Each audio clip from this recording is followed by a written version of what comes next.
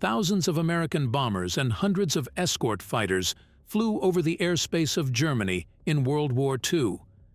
With the sky filled with Allied forces, one could only imagine how safe the airmen felt in the moment.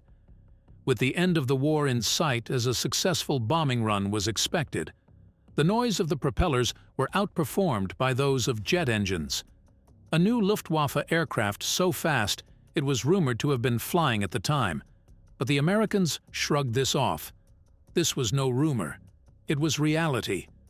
One by one, bombers fell down of the sky. The P-51 fighters hurriedly looked for the intruders that caused chaos into their operation. As they flew, twin-engined fighters passed by with shrieking speed and arming the noise of a 30mm cannon piercing through the wings of the vulnerable bombers. They thought the Germans were only to produce a few, expected only to be 10 currently flying. But they were wrong. At that current moment, 35 jet-powered planes were heading against them. Their swept-wing configuration allowed them unprecedented mobility, making them challenging for the hundreds of P-51s to track. It only took a few precise and swift bursts of their 30mm cannon to completely destroy the formation. With few fatalities, the Me-262s vanished quickly over the horizon as the Allied aircraft surrounded the small group of the world's first jet-powered fighters.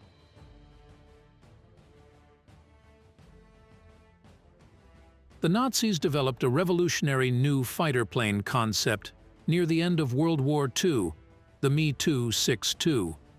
Piloted by the finest German aces and operating just below supersonic speed, this aircraft would be unstoppable and could potentially win the war for the Nazis. However, Hitler's misguided decisions and unrealistic expectations prevented the Me-262 from changing the course of the war. This is the story of the first jet fighter, and how it almost changed the tide of the Second World War. The plan for the plane was designated as Project 1065. Following World War I, engineers from the United States, Canada, Germany, and other European countries began researching and constructing jet-powered aircraft. Hans von Ohain received recognition in Germany for creating the first turbojet engine. Simultaneously, the British Frank Whittle was regarded as the turbojet's forerunner. The aircraft manufacturers BMW and Jumo had a significant role in the introduction of this new, potent engine type. The German Ministry of Aviation gave Project 1065 the go-ahead to begin developing a jet engine-powered aircraft capable of traveling at speeds of up to 850 kilometers per hour in early 1939. Messerschmitt's design process was started by veteran pilot Robert Lusser and engineer Voldemar Voigt, who were pioneers in the creation of swept-wing aircraft. Messerschmitt and Heinkel turned in their designs in June 1939. Although Heinkel's HE-280 prototype was shelved in favor of Project 1065, both concepts received some financing. Heinkel introduced the HE-1878, the world's first jet-powered aircraft, into the sky just before the German invasion of Poland in September 1939. In April 1941, Heinkel achieved yet another milestone with the HE-280. Nevertheless, the Ministry of Aviation approved Messerschmitt's development of 3 flight test models, which were given the Me-262 designation and the Schwalbe, or Swallow, moniker. In April 1941, the prototype Me-262 aircraft also achieved flight, but with a Junkers Jumo 210G piston engine. Engineers were making progress, but Hermann Göring, the head of the Luftwaffe, was not happy with the amount of cash the jet engine development was receiving, so he cut it. The primary material of the airframe was metal, mainly aluminum, and it featured a novel retractable tricycle landing gear for increased takeoff and landing stability. The two Junker Jumo engines were cutting-edge axial-flow jet engines with remarkable power and speed that were mounted beneath the wings. The Swallow was capable of 900 kilometers per hour at its highest speed and 765 kilometers per hour at cruise, with a maximum range of 1,050 kilometers and a service ceiling of 11,500 meters. The jet fighter could climb at a speed of 1,200 meters per minute. At high speeds, the swept-back wings improved maneuverability by reducing drag. Furthermore, the unique forward-swept shape of the Me-262's canopy was meant to maximize pilot visibility at all times. When Flugkapitän Fritz Wendel piloted the first Me-262, equipped with potent jet engines on July 19, 1942, the Luftwaffe was instantly filled with hope. Now that the odds were stacked against Germany, the Führer and Göring believed that the arrival of the Me-262 would change the balance of air power in Europe. Stormbird-renowned pilot Adolf Galland was so impressed by the incredible performance and power of the Me-262 that he pushed the Air Ministry to order immediate production. Although some tweaks were still needed, such as fixing the ejection seat and cockpit pressurization, the Luftwaffe agreed to manufacture over 60 Me-262s a month.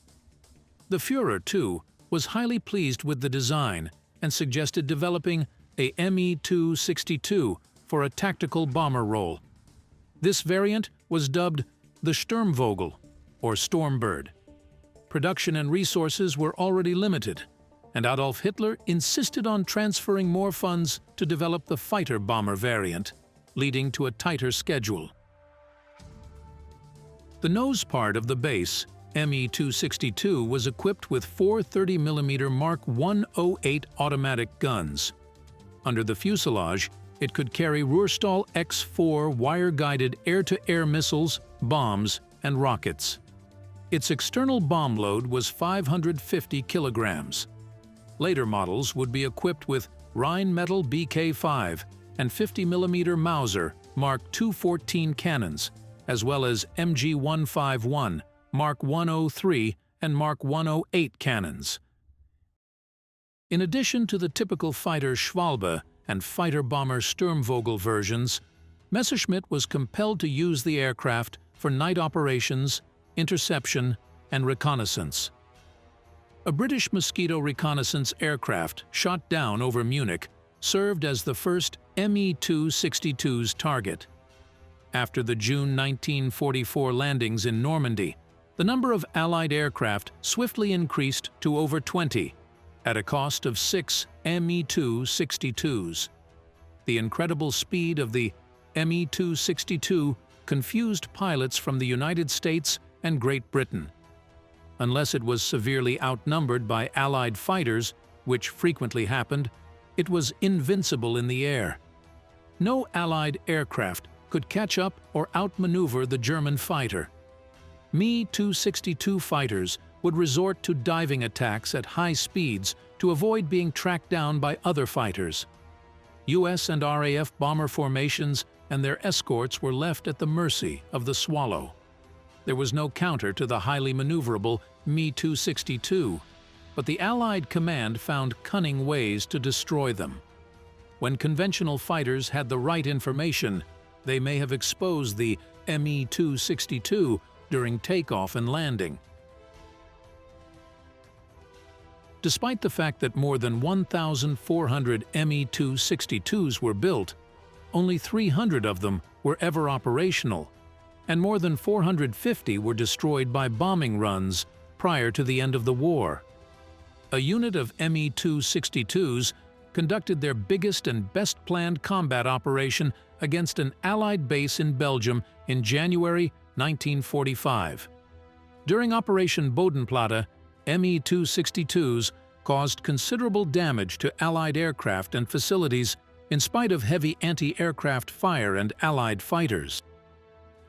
A big Allied bomber formation consisting of about 1,220 bombers and 630 fighters was attacked on March 18, 1945, by over 37 Me-262 fighters. The interceptors managed to destroy 12 bombers and several fighters at the cost of only 3 Me-262s. This remarkable 4-to-1 ratio was not uncommon for Me-262 fighters to achieve in combat, but it did little to change the tide of the conflict. Despite the versions I've mentioned, multiple versions have existed and proposed. The Me-262A3 was a proposed ground attack variant. The Me-262B1A was a two-seat trainer variant that can sit an instructor and a student. The Me-262HG was a late-war high-speed bomber proposal that added a lot of flair into the original design, making its engines almost fused with the airframe. The Me-262B1A-U1 was converted trainers for provisional night fighters, and many more existed. It was even rumored that the Israeli Defense Force used Me-262s built by Avia, although there was no concrete evidence backing this story.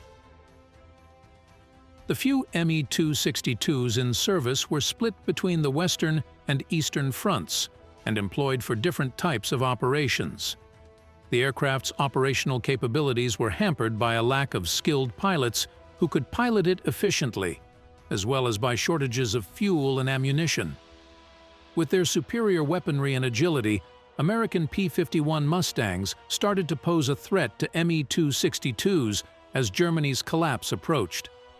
Intense dogfights between isolated Me-262s and Mustangs were the norm in the last stages of the conflict. Though the Me-262 performed admirably, it was produced in limited numbers. It reached Europe too late to reverse the outcome of Allied air superiority. Many Me-262s were abandoned around Germany in May 1945, and they served as the ultimate prize for American, British, and Soviet aircraft developers. The Me-262 was the first operational jet fighter, and although it never had an effect on the war itself, several late 1940s and other jet pioneer designs were based on its experiences. If you liked this video, then you'd like this next one about the 6-engined supersonic bomber made by the U.S. Air Force to deliver nuclear payloads all over the globe.